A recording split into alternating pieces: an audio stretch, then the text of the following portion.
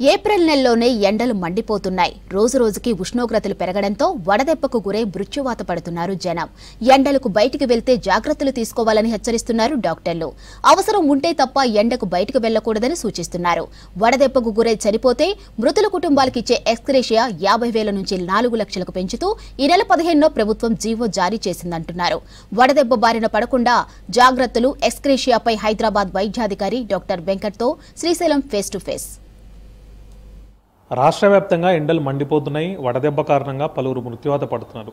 ఈ వడదెబ్బ రాకుండా ఉండాలి అంటే ఎట్లాంటి జాగ్రత్తలు తీసుకోవాలి, వడదెబ్బ లక్షణాలు ఏ విధంగా ఉంటాయి, అసలు వడదెబ్బ బారిన పడకుండా ఉండేందుకు ఏం చేస్తే బాగుంటుంది. అదేవిధంగా ఈ మధ్యకాలంలో వరుసగా 2-3 రోజుల నుంచి కూడా రాష్ట్రంలో ఎక్కువ మంది ఈ వడదెబ్బ బారిన పడి చనిపోతున్నారు. మరి వాళ్ళకి ఏమైనా ఎక్స్గ్రేషియా లాంటిది కూడా ఉంటుందా? ఇట్లాంటి అంశాలని మనం హైదరాబాద్ డిఎంఎండ్హెచ్ఓ డాక్టర్ వెంకట్ గారు ఉన్నారు, ఆయన అడిగి తెలుసుకుందాం. ముందుగా వడదెబ్బ అంటే ఎట్లా ఉంటుంది, దాని లక్షణాలు ఎట్లా ఉంటాయి, అది వచ్చే ముందు కానీ ఎట్లా ఏమైనా మనకు సిమ్టమ్స్ కనిపిస్తాయా, అప్పుడు ఏం జాగ్రత్తలు తీసుకోవాలి? ఎండలు అనేటివి ఎక్కువగా అవుతున్నాయి. టెంపరేచర్స్ ఎప్పుడైతే ఇప్పుడు మనం రాష్ట్రంలో చూసుకుంటా ఉన్నాం, గత సంవత్సరం టెంపరేచర్స్ చూసుకుంటే కనుక లాస్ట్ ఇయర్ మంచిర్యాల మన జిల్లాలో పరిధి లోపల 47.4 degrees రావడం జరిగింది. అలాగే మనకు పెద్దపల్లిలో చూసుకుంటే కూడా 47 అట్లా రావడం జరిగింది. అండ్ కొత్తగూడెంలో రావడం జరిగింది. సో మరి ఈ సంవత్సరం చూసుకుంటే ఇప్పటికే టెంపరేచర్స్ పెరిగిపోవడం జరిగింది. అండ్ మనము IMD దీని ప్రకారం కూడా చాలా చోట్ల ఈరోజు 44 degrees 45 degrees ఉన్నట్టు కూడా చెప్తా ఉన్నాం. అండ్ లాస్ట్ ఇయర్ తోటి పోల్చుకుంటే హైదరాబాద్లో లాస్ట్ ఇయర్ 37 degrees వరకే రావడం జరిగింది. బట్ ఈ సంవత్సరం ఇప్పటికే మనకు నియరింగ్ 40 degrees అని చెప్పి చెప్తా ఉన్నారు.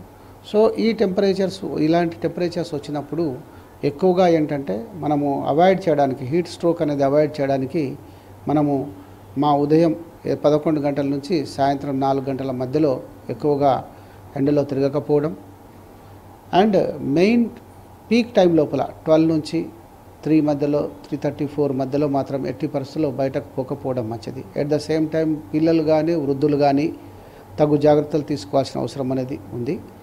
అండ్ అలాగే పిల్లలు వృద్ధులే కాకుండా మరి ఇతర జబ్బులు ఉన్నారు, గుండె జబ్బులు కావచ్చు, మరియు ట్యాబ్లెట్స్ డయాబెటీస్ వాళ్ళు కావచ్చు, అండ్ పక్షవాతం ఉన్న వాళ్ళు కావచ్చు, ఇలాంటి వాళ్ళందరూ కూడా ఏదైతే ఎండల్లో పోకుండా ఉంటే మంచిది.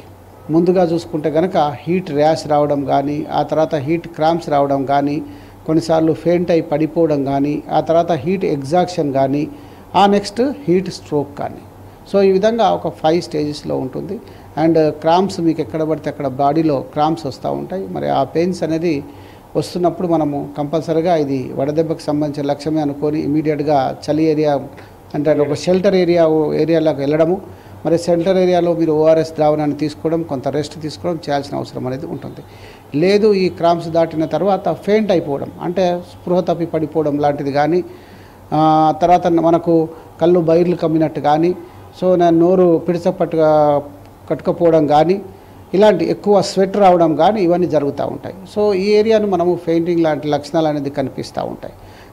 ఇది దాటినట్టయితే ఏమవుతుందంటే ఇంకా చెమట రాదు, చెమట ఆగిపోతుంది, బాడీ వేడెక్కుతూ ఉంటుంది, మనకు దాహం ఎక్కువగా అవుతుంది, మనతోటి ఇక్కడ కాదు అనేది పరిస్థితి అనేది మనకు అర్థమవుతూ ఉంటుంది.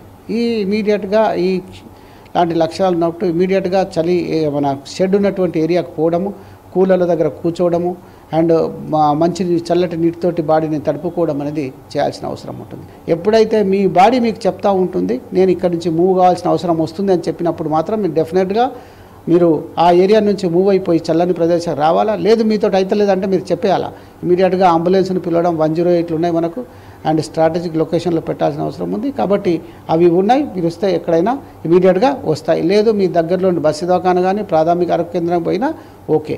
లేదు మీ కన్స్ట్రక్షన్ సైట్లో ఉన్నటువంటి యజమానులు ఎవరైనా సరే మా దగ్గర ఉన్నటువంటి బస్సు దవాఖానకు వెళ్ళినట్టయితే మీకు ORS ప్యాకెట్లు ఇస్తారు.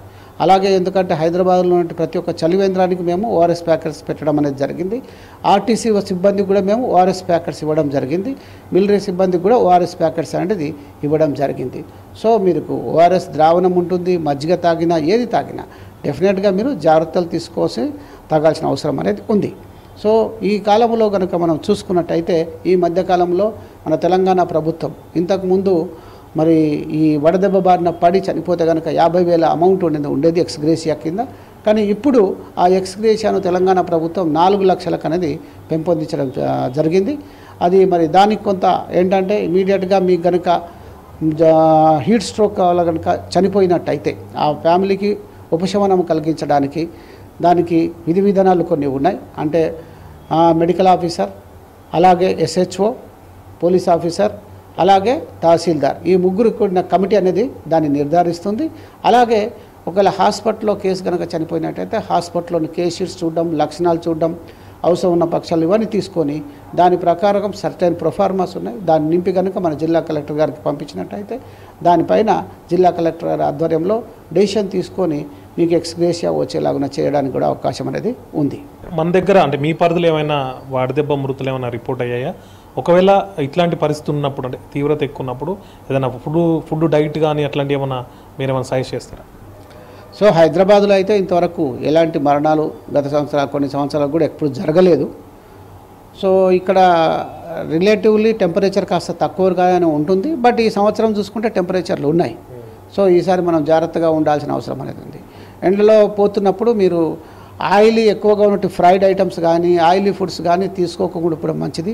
మజ్జిగ లాంటి పదార్థాలు అండ్ కర్డ్తో తీసుకున్న పదార్థాలు, లైట్ ఫుడ్స్ తీసుకుంటే మంచిది. ఎక్కువగా ఆయిల్ ఉన్న పదార్థాలు తీసుకుంటే ఏంటంటే అబ్జార్ప్షన్ అనేది డిఫికల్ట్ అవుతుంది. కాబట్టి మనం తొందరగా వడదెబ్బకు గురి అయ్యే అవకాశం అనేది ఉంది. మీరు పండ్లు తీసుకోవచ్చు, ముఖ్యంగా ద్రవ పదార్థాలు ఎక్కువగా తీసుకోవాలి.